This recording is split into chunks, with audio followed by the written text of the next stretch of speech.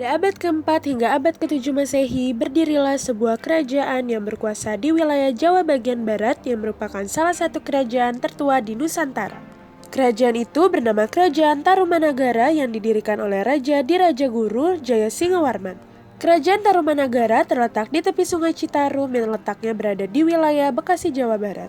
Ceritakan Raja Singawarman memberi mandat kepada putranya untuk menggantikannya sebagai seorang raja. Wahai anakku, ada hal yang ingin ayah sampaikan menyangkut masa depan kerajaan kita. Apakah gerangan ayah membantu apa yang ingin kau sampaikan tentang kerajaan ini? Tahu yang meraih tidak semudah dulu. Sudah semakin senja, sudah pantaskah ayah mempercayai engkau untuk menjadi penerus pemimpin kerajaan ini? Bersediakah engkau putraku? Aku bersedia ya. Baiklah, ayah pegang janjimu. Beberapa waktu berselang, Raja Jaya Singawarman meninggal dunia dan dipusarakan di tepi Kali Dumati. Kesedihan dengan penuh tanggung jawab pun terlihat di wajah Darmayawarman, putra dari Raja Jaya Singawarman. Ayah ada tercinta, meskipun kau telah tiada, tapi tanggung jawabmu masih yang jelas. Aku akan membuktikan ayah. 8 tahun memimpin kerajaan, Raja Darmayawarman pun meninggal dunia. Ia telah membuktikan janjinya untuk menjadi raja seperti ayahnya, bahkan lebih dari ayahnya. Sepeninggalan Raja Darmayawarman, kerajaan diambil alihkan pemimpinnya oleh Maharaja Purnawarman yang merupakan raja ketiga Tarumanagara. Di masa pemimpinannya, ia membuat ibu kota kerajaan baru yang terletak lebih dekat ke pantai.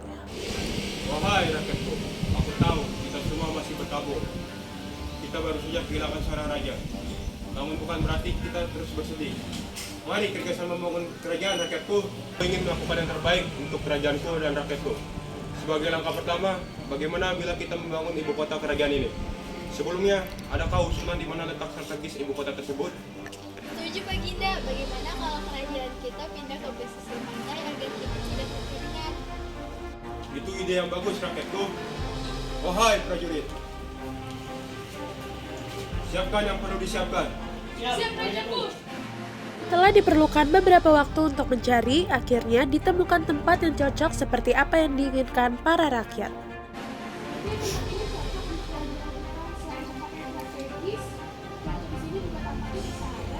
Aku rasa memang pasti bagaimana jika ibu kota ini kita beri nama Sunda. Ya betul, apapun yang ayah usulkan, kami tahu itu kerajaan. Setelah ditetapkannya ibu kota, Baginda Raja mempunyai program baru yaitu melakukan penggalian sungai Gomati dan menyedekahkan 1.000 ekor sapi kepada kaum Brahmana. Prajurit dan rakyatku, aku akan menyedekahkan 1.000 ekor sapi untuk kaum Brahmana. Jadi tugas kalian kumpulkan semua kaum Brahmana. Kehidupan ekonomi masyarakat kerajaan Tarumanagara mengandalkan pertanian dan perdagangan. Hal ini dibuktikan dari prasasti Tugu mengenai penggalian sungai Gomati dan Candrabaga. Penggalian sungai ini merupakan bukti untuk menghindari bencana alam berupa banjir dan kekeringan di masa kemarau. Agama utama yang dianut oleh raja dan mayoritas penduduknya adalah Hindu aliran Wisnu. Hal ini dibuktikan dengan penemuan prasasti yang menggambarkan kebudayaan dan kehormatan terhadap dewanya seperti yang tergambar dalam prasasti Ciarutan. Setelah masa kejayaan, kerajaan Tarumanagara mengalami masa keruntuhan, di mana Dewi Manasi, putri pertama raja ke-12 yaitu Linggawarman menikah dengan pendiri kerajaan Sriwijaya. Ayah, Iya putriku, saya boleh tahu cerita apa yang mencintai? siapa yang kamu cintai itu? Pria itu bernama Tarus Bawa ya? Apa? Harus bawa? Iya ya, aku mohon aku sampai cintainya. Baiklah, aku punya syarat untukmu. Setelah kalian menikah, kalian tidak boleh berkhianat kepada kerajaan ini. Iya ya, saya akan bawa laki-laki yang dicintai sih.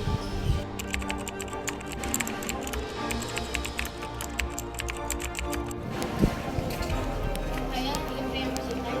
Apa kabar ayah? Ini kamu Tunggu di menantu saja dipanggil ayah. nanti biar tidak kamu. Kalau banyak alasan, jadi kapan kamu akan menikahi anak saya? Besok saya akan menikahinya. Baik, besok kalian akan menikah. Baik, akhirnya aku dengan gampangnya mendapatkan kekuasaan ini. Aku gak nyangka mas, ternyata kamu menikahiku karena ini mengambil kerajaan ini. Aku akan melaporkan ini ke ayah anda. Laporkan saja, yang penting aku sudah mendapatkan apa yang aku mau.